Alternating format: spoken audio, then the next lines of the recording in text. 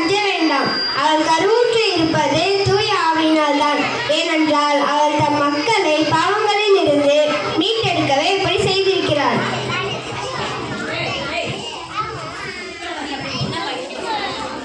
ஆண்டவரே, என் மனக்குழப்பத்தை தெளிவடை செய்த என் முழு மனதுடன் மரியாவை என் மனைவியாக ஏற்றுக்கொள்கிறேன். அப்பொழுது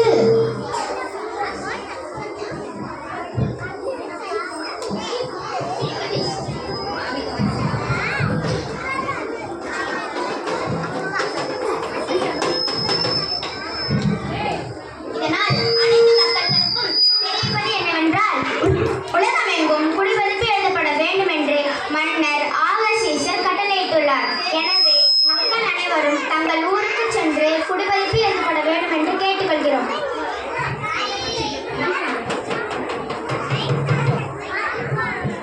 யோசேப்பின் தாவீதின் வம்சத்தாரும் இருந்தபடியே மரியாளுடன் குடிபெயர்ப்பு எழும்படி தாவீதின் ஊருக்கு சென்றார். அப்பொழுது மரியாளுக்கு பிரசவ காலம் நேரிட்டதால் அருகில் இருக்கும் சத்திரத்திற்கு சென்று இடத்தினை தேடினார்கள்.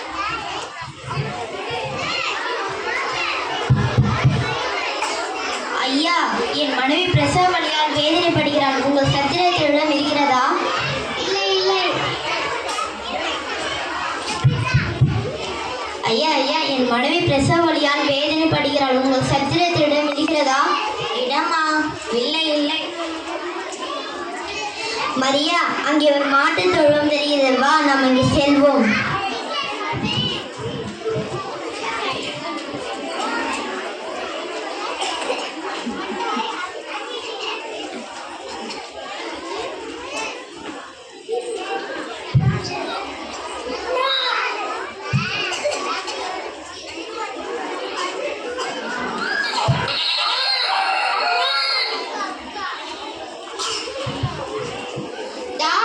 நகரத்தில் ஆடு மாடு மேய்வதற்கு வயல்வெளியில் தங்கி இரவு நேரத்தில் மந்தையில் காத்து கொண்டிருந்தார். அப்பொழுது கர்த்தரின் தூதர் அவர்களின் முன் தோன்றினார்.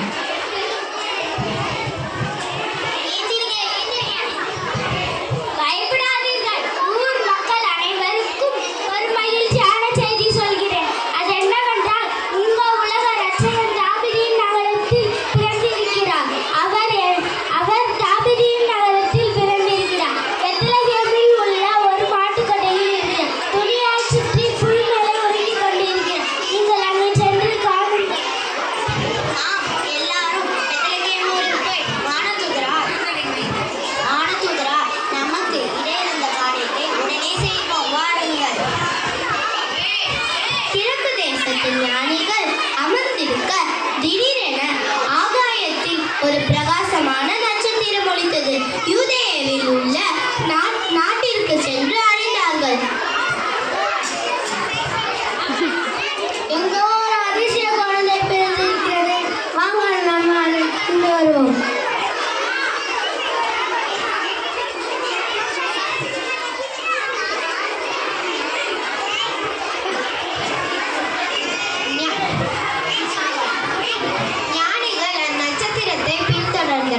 அவர்கள் நேரமுடன் அரண்மனைக்கு சென்று அரசனை வணங்கினார்கள். அரசுக்கு வணக்கம். அரசே, யூதர்களுக்கு அரசனாக பிறந்தவர் எங்கே? வானத்தில் அவருடைய நட்சத்திரத்தை பார்த்து வந்தோம். அப்படியா? யோதர்களின் அரசன் எங்கே பிறந்திருக்கிறார்?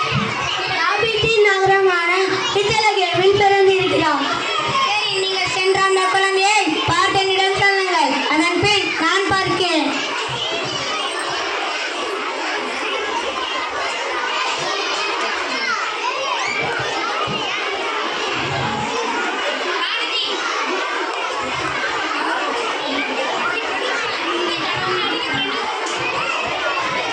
அந்த நட்சத்திரம் ஞானிகளுக்கு வழிகாட்டி அங்குள்ள மாட்டுத் தொழுவத்திற்கு அழைத்து சென்றது.